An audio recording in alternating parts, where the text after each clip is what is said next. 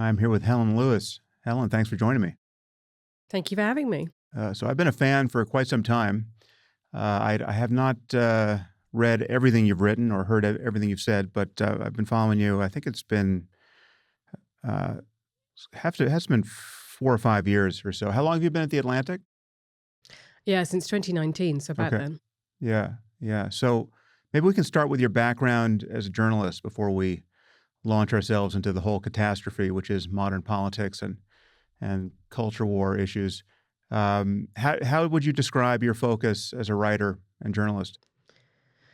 These days, I'm more and more interested in reporting. I don't know about you, but I kind of went through a phase where I felt like I'd gorged on opinions.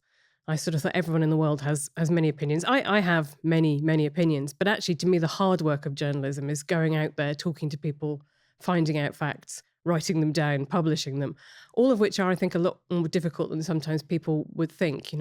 I always think of sort of Rashomon as being the model for journalism, is you can get the same event that is reported by people who are there in the room into you completely different ways.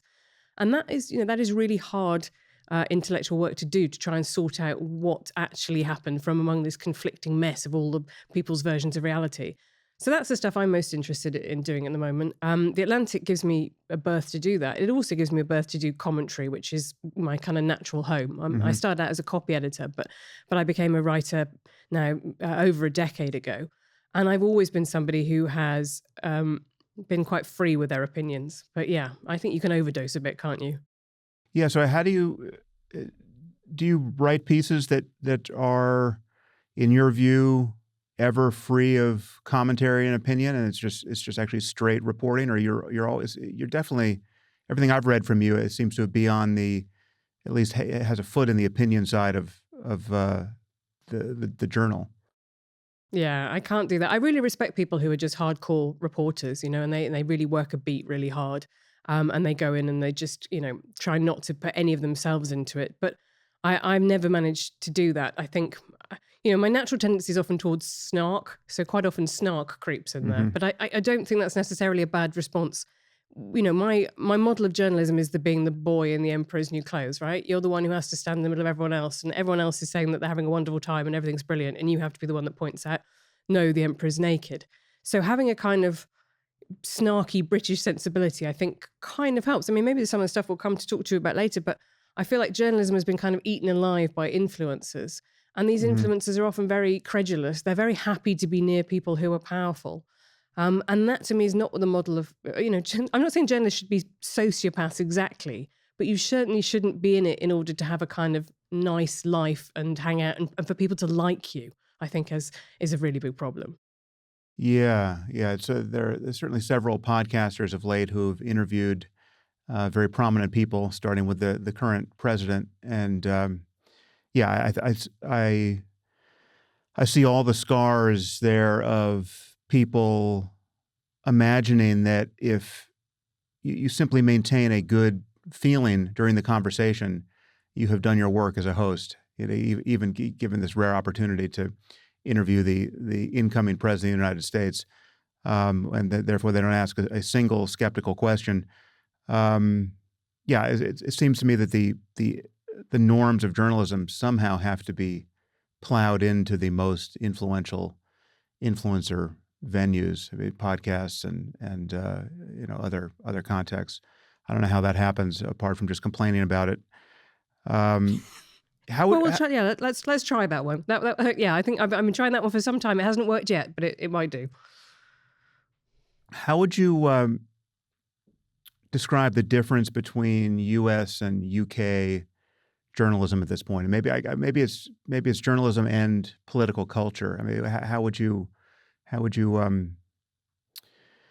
what could one side learn from the other, or which are you more worried about? Which is showing the signs of erosion of our ability to make sense of the current moment more? Oh, I mean, I think my work in America is definitely helped by having one foot still in Britain. And I know it's very easy to be jingoistic and assume that your country is sort of doing everything right because it's what you grew up with. But just think about our last election here we had last year, in which we went from a conservative majority government, we'd had Conservatives in power for 14 years, to a big swing to the Labour Party. But, absolutely nobody called that as being, the most important election of our lifetimes. It's an existential election on which democracy depends. If the other side get in, either it's communism or it's fascism. Where are those things that I heard when I travelled around Pennsylvania in October? One side genuinely thought that Kamala Harris, I would talk to people who genuinely thought Kamala Harris was a communist or a Marxist or whatever it might be. And I would talk to people who thought Trump is bringing in fascism. And when that's your opinion of the other side, it's very hard to see why anyone would vote for that person or why you might ever switch your party allegiance. And so you get into the same situation that you have with the problems of party corruption in much more religiously sectarian societies, right? Where if you never, if your family's Protestant and you always vote for the Protestant party and there's nothing on earth that could make you vote for the Catholic party, that is not an invitation to the Protestant party to behave really well. They know that they've got a certain level of block votes. And I think something similar feels very true to me about US politics, is if the number of swing voters is so small, that is fundamentally very unhealthy for the parties. How do you explain that? I mean, do you think that the nature of the candidates justified that level of hyperpartisanship this time around, or are the differences as stark in the UK and the response culturally around them is not as hysterical? I don't think there's any world in which you can say that Kamala Harris or indeed Joe Biden are communists, right? Which was literally in some cases the accusations, or even Marxists. And I think that's just from people who use those as a kind of boo word for very left wing. What I think they actually meant by that is, what you might call quote unquote wokeness. They meant that they were identity progressives. Yeah. They didn't really think that they wanted to, expropriate the means of production and put everybody to work on collective farms. But I do think that the media in America is more extreme, the politics is more extreme, more polarized. And I don't have a particularly good explanation for why that is, apart from one of the things I'm guessing is happening is people are sorting themselves out into communities that are less mixed than they once were. And I think particularly in terms of the media, so the BBC is our state-funded broadcaster. Everyone has to pay their license fee of £160 a year. But what you do there is you have political programs that have a duty to be impartial, a duty to present both sides. I've sat on question time panels with people who are on completely different places from the political spectrum to me, and I have to listen to them and their opinions are given equal weight. And you don't really get that in American media. I would watch CNN a lot during the election, and they would have, Scott Jennings, who's their kind of Republican, vastly outnumbered, and everyone would scream when he said something. And then you'd watch Fox News, and then maybe occasionally they let a liberal creep through the door, but then they'd say something and would immediately kind of get screamed down. And so you just don't have that tradition of listening to, of being forced to listen to the other side. And then social media obviously allows you to opt out completely of listening to the other side.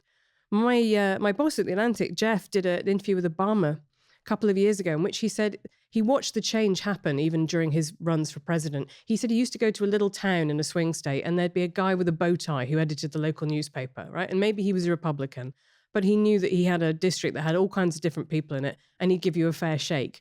And those people got, those local papers have just been obliterated, replaced by very opinionated talk radio and now very opinionated conservatives.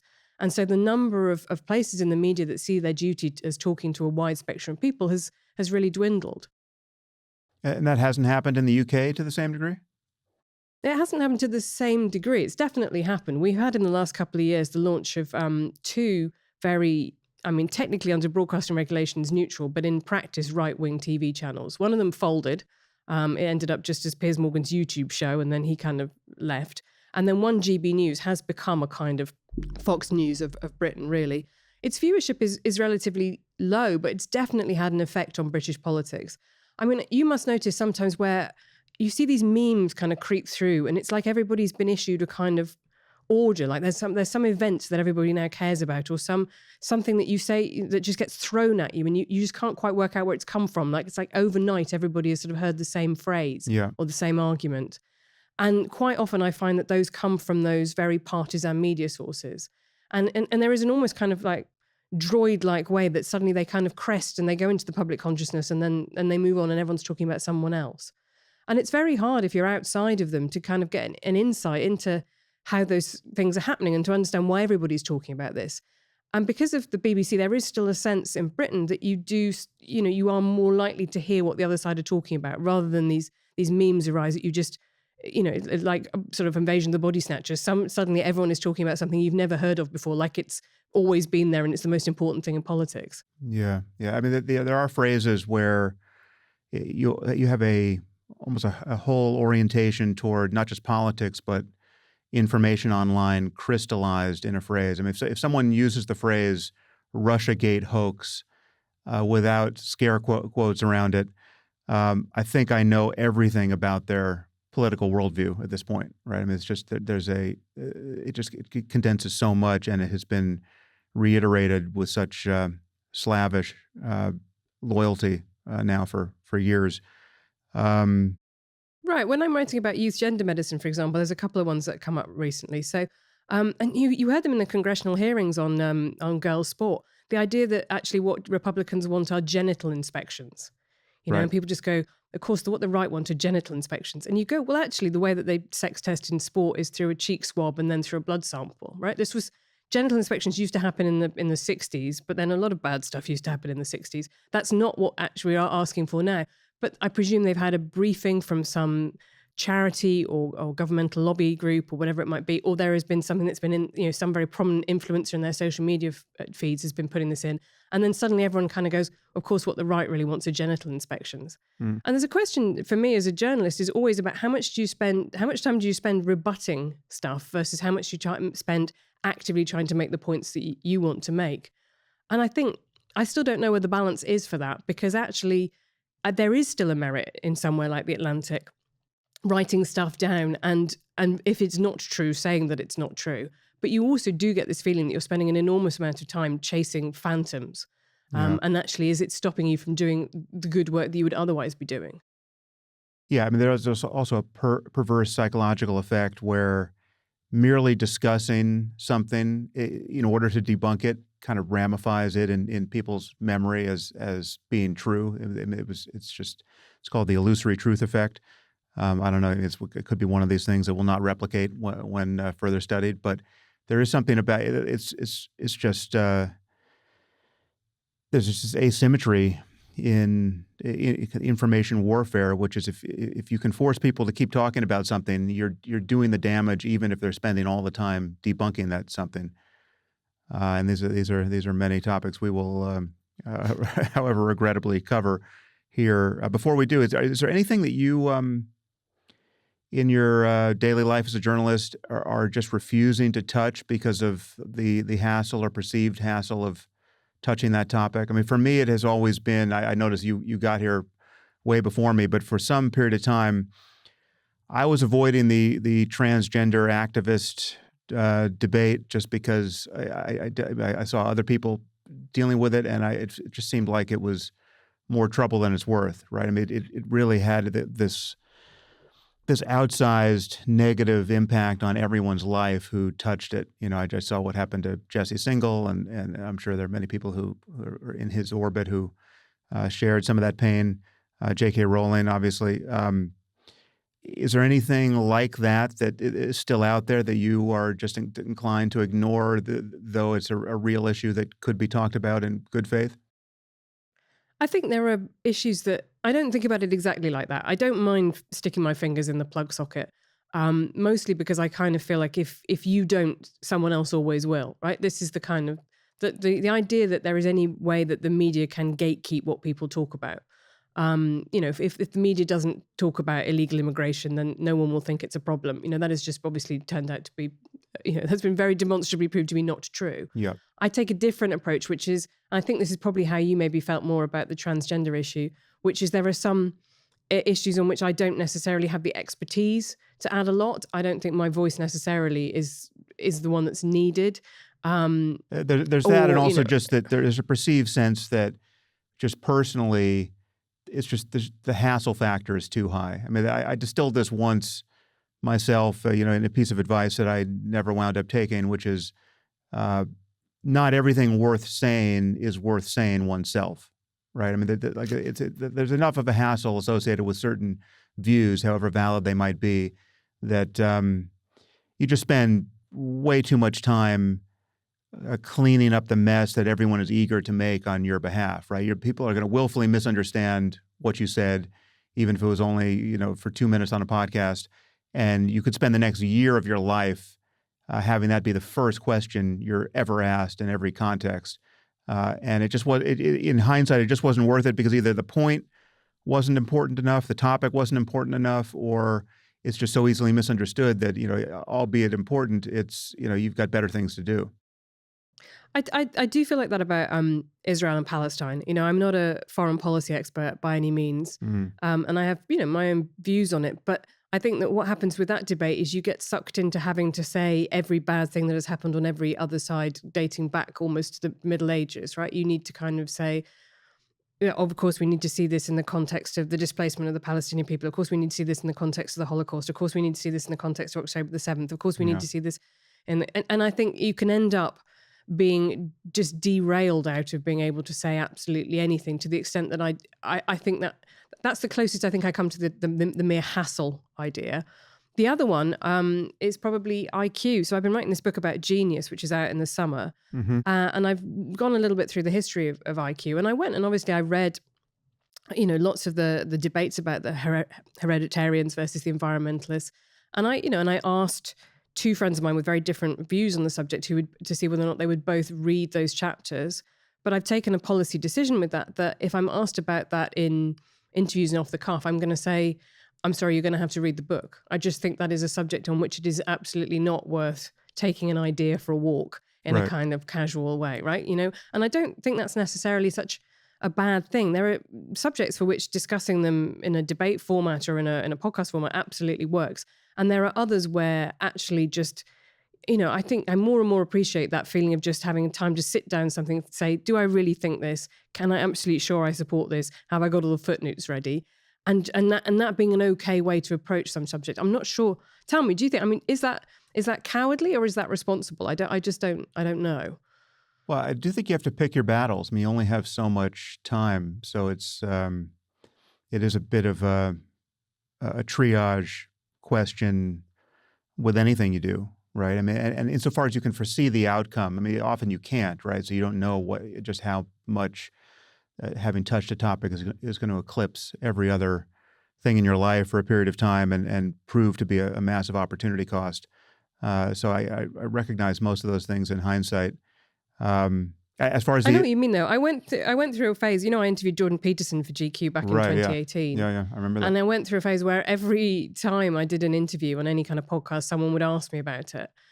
And it was obvious what was happening, which was that everybody wanted their little slice of the controversy pie, right? They wanted to get me saying something about Jordan Peterson. They could put it on YouTube where his name was, instant karma.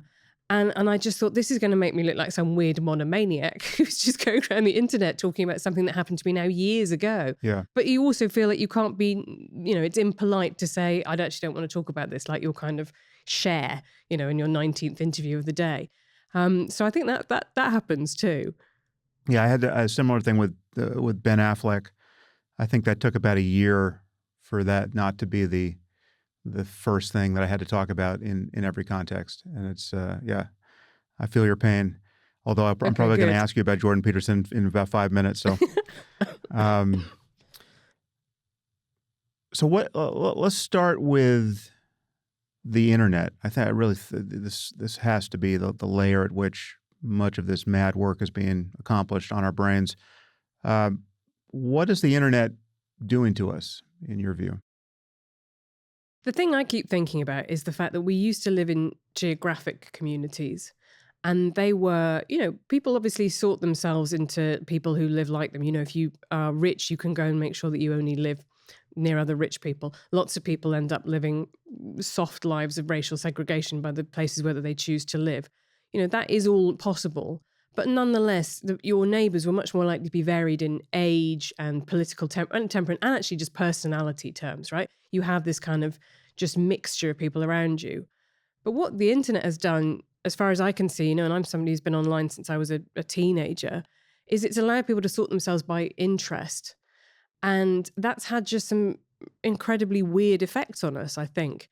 We've ended up over-indexing on people who are very like us in particular ways. And you see some very unhealthy communities. I don't think it would be so easy to form in real life. So my friend, Hadley Freeman, for example, she wrote a brilliant memoir about being anorexic. And she talked about how unhealthy being on a hospital anorexia ward was for her, because it was full of anorexic women competing with each other to who could eat the least and who could weigh the less, And that's really, those things are really unhealthy, but that's quite a specific environment. But if you go onto the internet, you can find pro-Anna forums, you can find very unhealthy situations for teenage girls to be in, who we know are really prone to social contagion, and they are just absolutely everywhere. You want to find somebody to get into competition with about your dissociative identity disorder or your alts or whatever it might be. Like, that's just something that is just lying in the middle of the road for you to pick up. And I think those things, and you see it now. I think that what's happened with Twitter is a really fascinating example of this, which is that it's gone in the space of 2 years from an unrepresentative left-wing echo chamber to an unrepresentative right-wing echo chamber. And people have just aggressively sorted themselves into the place that they want to be with only people who are very much like them. I've just finished writing a piece about Ayala, who does these kind of massive sex work research surveys and people's fetishes and even things like that. Even at the level of human sexuality, people have now got ideas about things that they could do that they probably never would have met someone in normal life in the 1990s who was into that thing. And I think we don't really have a way of kind of conceptualizing that. We don't really have a way of talking about that. But if the way that people organize themselves has just become narrowed in these ways, never mind the fact that now we're interacting with these things one-on-one, it's just you and this, black screen that you stare at for hours and hours a day. All of that is really changing. I think I've been writing a bit about young men and their approach to the presidential election. And it really just struck me how ready-made the kind of whole lifestyle from those podcasts is. You have your Zyn pouches, you have your protein powders, you have your crypto, ice baths, you have your day trading, your gambling. And it's like a whole pre-packaged consumer lifestyle that you kind of buy off the shelf. But it's kind of sands a lot of the rough edges off. And when I see people kind of complaining about, online dating and stuff like that, a lot of the complaints seem to be about it feeling so much like a marketplace, but then everything online feels like a marketplace or a slot machine. And you just don't get these kind of baggy, messy human interactions in the way that, I think if you had to live in a small village somewhere, even though you'd be seeing only a very limited number of people, they'd all be sort of weird in different ways rather than you finding all the people who are weird in the same way. Yeah. No, I think that's a very interesting insight. I mean, there's something about the internet that also filters the social idiosyncrasies and pathologies that would disqualify a person as a source of information too. I remember seeing this in a family member now almost 25 years ago with the 9/11 truth conspiracy theory stuff. So this was like an early internet phenomenon, at least in my world, where I saw someone go down the rabbit hole with 9/11 trutherism. And one thing was clear is that if he had to go to a conference, a physical conference out in the real world and meet the people who were similarly obsessed with this idea that 9/11 was an inside job and that all those voicemail messages from the doomed passengers on Flight 93, those were faked by CIA voice faking technology, and that plane landed and those people were brought off and murdered, and et cetera, et cetera. It gets as crazy as you want it to get. If he had gone to a conference and met the people who were manufacturing these ideas, in many cases he would be able to see at a glance the dysfunction in their lives, the fact that this was that their attitude toward what was passing as journalism for them was born of psychological and social pathologies in many cases that were quite stark, right? And what you get with the internet is a web page or now a feed on X, which is exactly as the person wants it to be. I mean, some of them are shrieking psychopathology, despite the best efforts of the person involved, but still, you can't tell that the person who made to go back to 9/11, the documentary Loose Change that deranged the brains of a generation on that topic was, I think at the time, 18 years old and living in his mother's basement, right? Like what you saw was the product online, and it was radicalizing because it was just a pure information, vector of ideological contamination. And now we're living in a context where if you want to stay on the anorexia ward, surrounded by the most persuasive anorexics on planet Earth, you can stay there forever now on the internet. Whereas in the real world, that kind of thing would have a natural half-life. Right. And that's what Hadley writes about the thing that finally sort of snapped her out of it was watching somebody who was 32 having a tantrum because they put butter on her toast. And she thought, she was then in her teens, do I really want to be 32? And my entire world, the scope of it, the largest thing that's happening in my life is whether or not they put butter on my toast. No, I want to go to university. I want to live. I want to have kids. I want to have a life. Yeah. And I think that mechanism, that really important mechanism of there is something bigger than this, has been slightly broken by the internet, because there doesn't have to be anything bigger than this. You can sit at home and get DoorDash and game and crypto day trade, and you can just have, and that's the world is set up for you to do that. Okay, so let's talk about the two sides of our politics. I hesitate to put too much stock in the notion of left and right at the moment, because they're we have horseshoe theory and other variables now that make it a less than useful schema. But something like that is my way into this. I mean, there's kind of the failing liberal order, right, where we have this loss of trust in institutions, in many cases for obvious reasons. Some of those reasons are exaggerated, but I share many right of center concerns around DEI and trans activism. We mentioned. I worry about how we reboot in the U.S. context, how we reboot the Democratic Party into a sane platform for politics and an antidote to the populism we're seeing on the right.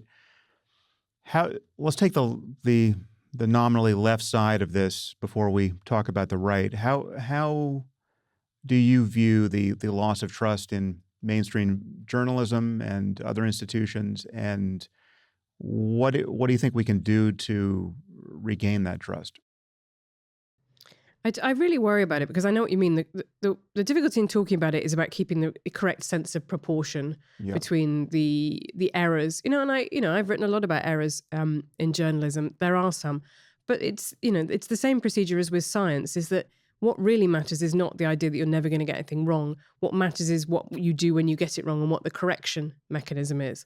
And journalism does have a correction mechanism. It should do. The idea of a free and diverse press is that everybody scrutinizes each other. And yes, you won't get a complete picture of reality from the New York Times or the Atlantic or Fox News. But if you have all of them in the same environment, then you are hopefully, if you want to, getting somewhere closer to a kind of complete picture of the truth.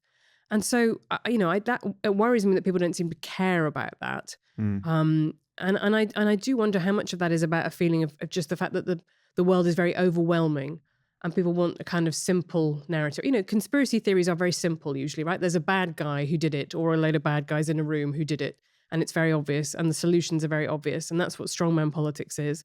So I think I see some of those things as being a reaction to what people feel is just overwhelming complexity in the world. But from my point of view, all of us are only kind of stonemasons who can only build our own little houses one by one, right? I don't think it's possible to fix everything at once. What I can do is kind of keep going out and doing the work that I think is important.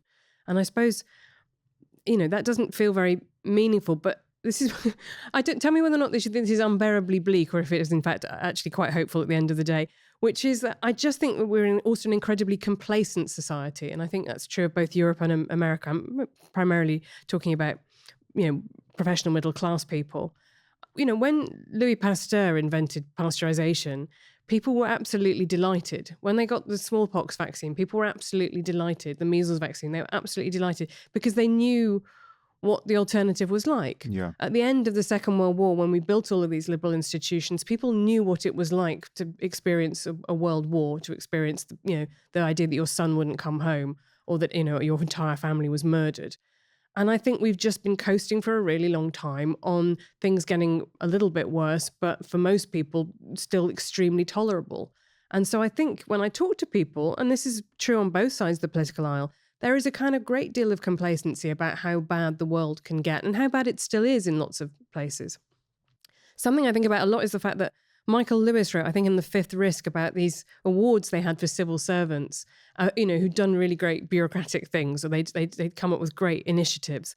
And he found that a hugely disproportionate number of them were from first, I think, and second generation immigrants. So if you've come to the US from Somalia, then you are not complacent about the fact that it's nice to have drinking water and not to have a militia come around in the middle of the night. And I wonder if some of that, this is what I cling to as Trump passes ever more kind of crazy executive orders, is that when things do get bad, that's the necessary mechanism for people to react against it. And what has happened at the moment is that people have had things a little bit bad, but not actually that bad. And therefore when I talk to people, I talked to a young woman who was very interesting in Pennsylvania, and I asked her she was a Trump supporter, and I asked her about January the 6th. And she said, well, if he didn't respect democracy, why is he running for president? And I thought that was a really great and insightful thing to say, because from her point of view, there was nothing that I could say that would counteract that. He was paying deference to the electoral system by participating in it. And I thought, you know what, we're right. She believes that if he was a maniac, the Republican Party would have stopped him. And Right. the Republican Party didn't stop him. And that's the failure there. But it's not, she doesn't have a bad understanding of politics. It's just that politics has let her down in some profound way.